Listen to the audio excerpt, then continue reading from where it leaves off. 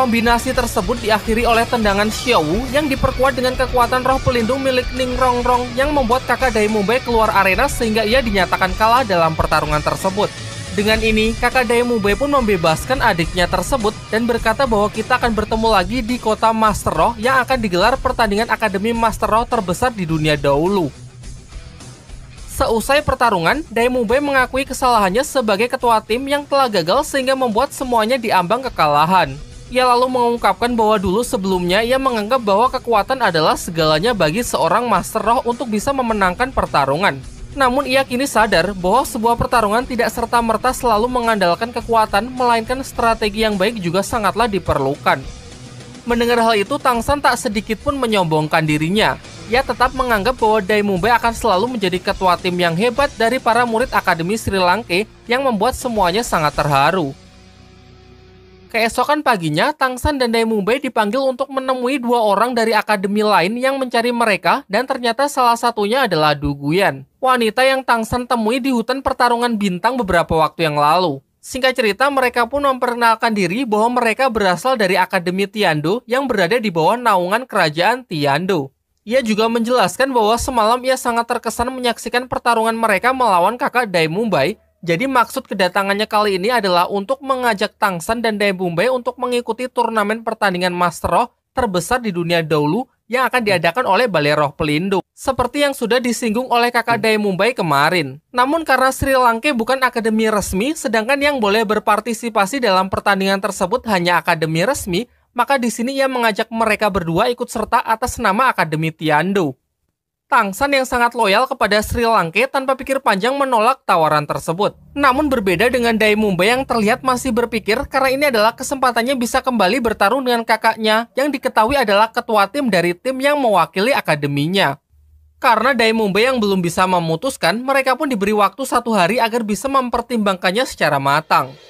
Kemudian Daemube menceritakan kepada Tang San alasan dibalik keraguannya mengambil keputusan tersebut.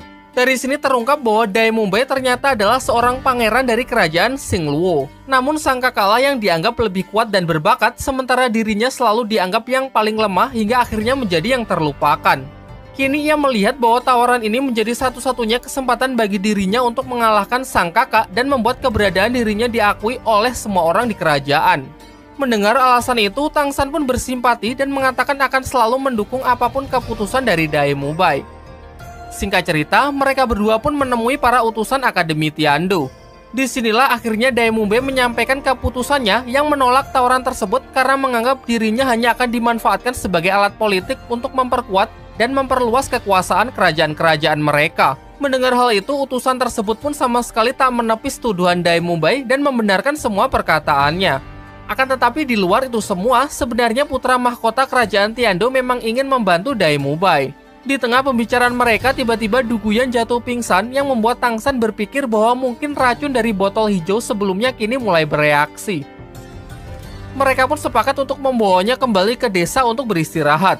Setelah sampai di desa, Oishike memberinya makanan yang ia buat dengan kekuatan roh pelindungnya. Sayangnya hal itu kurang membantu sehingga rekannya memutuskan untuk kembali ke kerajaan agar di sana Du Guyan bisa diobati. Sebelum pergi, ia mengatakan bahwa putra mahkota kerajaan Tiando ingin menemui Daemube perihal tujuan sebenarnya di balik bantuan yang ditawarkan sebelumnya. Namun pertemuan mereka bukan di kerajaan Tiando, melainkan di kota yang bernama Sisi untuk menemui sang putra mahkota. Hal ini karena pertemuan tersebut benar-benar rahasia.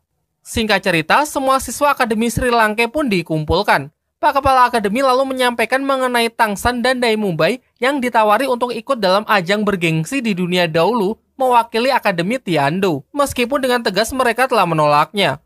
Kemudian ia menjelaskan bahwa pertandingan yang digelar kali ini adalah yang terbesar, sehingga Akademi Sri Lanka akan menjadwalkan untuk berangkat bersama-sama pergi ke ibu kota kerajaan Tiando, meskipun bukan untuk berpartisipasi, melainkan hanya demi bertemu dengan Master Roh dari seluruh penjuru dunia dan melihat dunia dahulu yang sesungguhnya.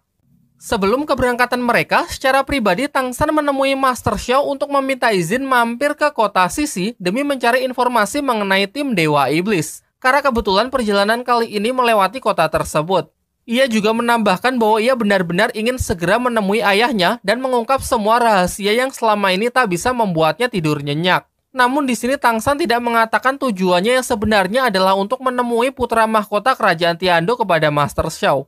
Akhirnya perjalanan panjang menuju kerajaan Tiando pun dimulai dengan diiringi musik yang menggambarkan eratnya kebersamaan mereka layaknya sebuah keluarga.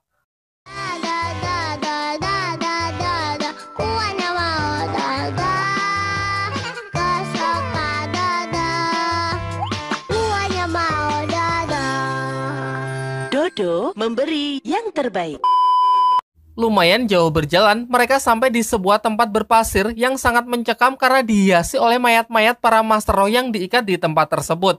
Lantas mereka pun memutuskan untuk memberikan pemakaman yang layak sebelum kembali melanjutkan perjalanan. Singkat cerita, mereka telah sampai di kota tempat Dewa Iblis dan memutuskan untuk bermalam di sana. Kemudian secara rahasia, Tangsan dan Dai Mubai ditemui oleh pembawa pesan kerajaan yang menyampaikan bahwa putra mahkota kerajaan Tiando saat ini tidak bisa menemui mereka dan berjanji akan menemui mereka di kota Tiando untuk membicarakan permintaan bantuan untuk mengalahkan kakak dari Dai Mubai. Di malam harinya, Tangsan dan Xiaowu menyelinap keluar untuk jalan-jalan di pasar malam. Setelah cukup berkeliling, mereka mendengar suara tangisan dan memutuskan untuk mengikuti suara tersebut. Dan ternyata suara itu berasal dari tangisan seorang wanita yang menurut warga lokal wanita itu sudah lama gila karena suaminya meninggal di arena pertarungan Master Roh melawan tim Dewa Iblis. Kemudian mereka juga mengungkapkan bahwa tim Dewa Iblis memang terkenal kuat dan sangat kejam. Mereka akan membunuh siapapun lawannya di arena pertarungan dan jika lawannya masih hidup mereka akan mengikatnya di gurun pasir persis dengan apa yang Tangsan saksikan di perjalanan kemarin. Di tengah pembicaraan tersebut, tiba-tiba mereka dikejutkan dengan kemunculan salah seorang anggota tim Dewa Iblis yang berjalan mendekati mereka. Tanpa disangka-sangka ternyata ia adalah Waseng, teman lama Tangsan di Akademi Balai Roh Pelindung yang terakhir kita lihat membunuh anak Pak Wali Kota. Lama tak jumpa, mereka pun memutuskan untuk mengobrol-ngobrol bersama. Waseng lalu membenarkan bahwa memang ialah orang yang telah membunuh anak Pak Wali Kota. Sekaligus ia ingin meminta maaf karena ulahnya lah Tangsan yang menerima getahnya. Ia juga menjelaskan bahwa setelah kejadian itu, ia terus berkelana tanpa tujuan hingga akhirnya sampai di kota ini dan mengikuti sebuah pertarungan roh ilegal. Dalam ajang tersebut ia nyaris mati. Namun ia berhasil selamat karena roh pelindungnya mengalami mutasi dari roh pelindung harimau biasa menjadi roh pelindung harimau darah. Waseng juga terang-terangan menjelaskan bahwa ia sudah lama bersama timnya menguasai kota ini, menindas mereka semua dan membunuh siapapun yang tak patuh. Hal ini semata-mata untuk melampiaskan sakit hatinya yang sejalan dengan semua anggota tim karena dulu selalu ditindas. Pembicaraan pun ditutup dengan Waseng yang berbaik hati besok akan menjemput Tangsan untuk pergi ke pertarungan roh bergabung dengan tim Dewa Iblisnya. Keesokan harinya, semuanya pun berniat meninggalkan kota untuk melanjutkan perjalanan. Akan tetapi Tangsan memutuskan untuk tetap tinggal lebih lama karena mengaku masih punya urusan. Pak Kepala Akademi yang sudah mengetahui tujuan Tangsan yang sebenarnya memberikan izin lalu menyuruh Xiaowu dan Master Xiao untuk menemaninya. Setelah perpisahan yang mengharukan, sisanya pun kembali melanjutkan perjalanan menuju ibu kota kerajaan Tiando. Namun belum jauh berjalan, mereka dikejutkan dengan kemunculan badai pasir raksasa yang disebabkan oleh amukan siluman roh di sana yang bernama Sukaku, seekor siluman roh padang pasir yang berwujud menyerupai seekor kambing. Akibat hal itu, semua orang pun panik dan berlarian kacau berusaha menyelamatkan diri. Begitu pula rombongan Sri Langke yang membuat mereka terpisah satu sama lain. Dai Mubai dan Ning Rongrong berhasil berlindung dengan masuk ke dalam sebuah rumah. Namun karena menyadari Suying yang masih terjebak di luar, Dai Mubai memutuskan untuk mencari dan menyelamatkannya. Singkatnya, berkat bantuan dari roh pelindung Ning Rongrong, Suying berhasil diamankan masuk ke dalam rumah. Sedangkan Oishike dan Mang Haojun bernasib kurang beruntung dengan badai pasir yang semakin dahsyat. Terlebih lagi, tekanan itu memicu kekuatan roh pelindung Mang Haojun lepas kendali dan justru menyerang siluman roh Sukaku. Beruntung Oishike dengan sigap berhasil menyadarkannya dan segera membawanya pergi ke tempat yang lebih aman. Sementara itu, Tangsan dan Xiaowu berhasil selamat dengan berlindung di bawah puing-puing. Terlihat tak jauh dari mereka Hulena yang pingsan terombang-ambing oleh tornado tersebut. Dengan bantuan Xiaowu dan kekuatan roh pelindung tali akarnya, ia berhasil menangkap Hulena sehingga terhindar dari petaka tersebut.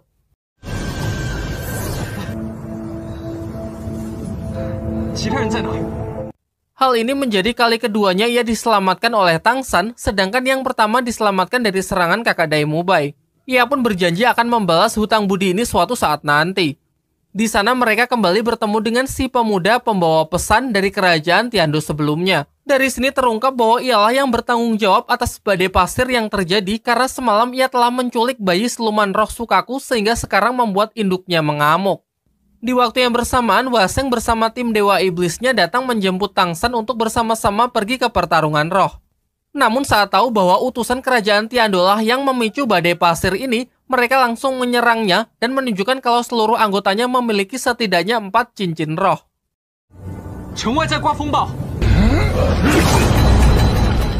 Ketua tim Dewa Iblis bernama Mengli menyuruh si pembawa pesan untuk mengembalikan anak Sukaku untuk mempertanggungjawabkan perbuatannya. Jika si pembawa pesan menolak, maka ia takkan segan untuk membunuhnya sekarang.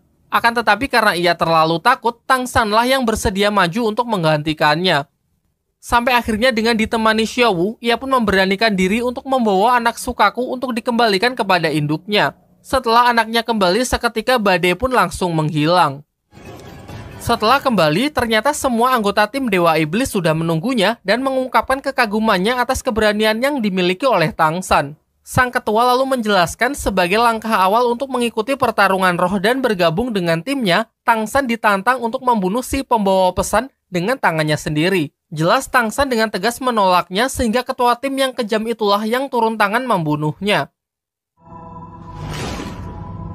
Sontak hal ini membuat Tangsan tak bisa menahan emosinya lagi. Dengan tegas ia pun mengatakan sama sekali tak berminat bergabung dan justru menantangnya untuk bertarung di arena roh. Sebagai taruhannya, jika Tangsan menang, maka tim Dewa Iblis harus menghentikan penindasannya dan segera angkat kaki dari kota ini. Dengan penuh percaya diri, Mengli pun menyambut baik tantangan tersebut dan menyuruh Tangsan mempersiapkan diri bahwa pertarungan arena roh akan dimulai 1 hari lagi. Setelah tim Dewa Iblis pergi, para warga yang mendengar tantangan tersebut pun berdatangan untuk mendukung Tangsan karena kemenangannya memberikan harapan besar kepada mereka agar terlepas dari penderitaan yang selama ini mereka alami. Di sisi lain, ternyata Ning Rongrong dan Oishiki juga mendengar pembicaraan Tangsan dan ketua tim Dewa Iblis sebelumnya. Lantas ia pun menceritakan kepada Master Xiao dan Pak Kepala Akademi. Kemudian Master Xiao menjelaskan bahwa seluruh anggota tim Dewa Iblis adalah orang-orang kuat yang setidaknya memiliki 4 cincin roh. Kemungkinan satu anggotanya saja setara dengan kekuatan kakak Dai Mumbai yang levelnya jauh di atas murid-murid Akademi Sri Lanka. Ia pun menegaskan bertarung dengan mereka sama saja dengan bunuh diri. Diperlihatkan tak seperti biasanya, kali ini Master Xiao yang terlihat tidak peduli dengan ulah nekat Tangsan dan malah angkat tangan serta menyerahkan semua keputusan kepada para murid ingin terlibat atau tidak. Sebagai ketua kelas, Dai Mumbai ternyata sepakat dengan Master Xiao karena sudah jelas mereka sama sekali tak punya peluang untuk menang. Ditambah lagi fakta mengenai Tangsanlah yang secara sepihak melontarkan tantangan itu sehingga yang lain tak harus ikut campur. Mendengar ucapan itu, Mang Hojun langsung panas dengan mengatakan kalau Dai Mumbai ini pengecut dan hanya takut mati. Alih-alih mematuhinya, Mang Hojun justru menantang Dai Mumbai untuk bertarung dengannya di luar.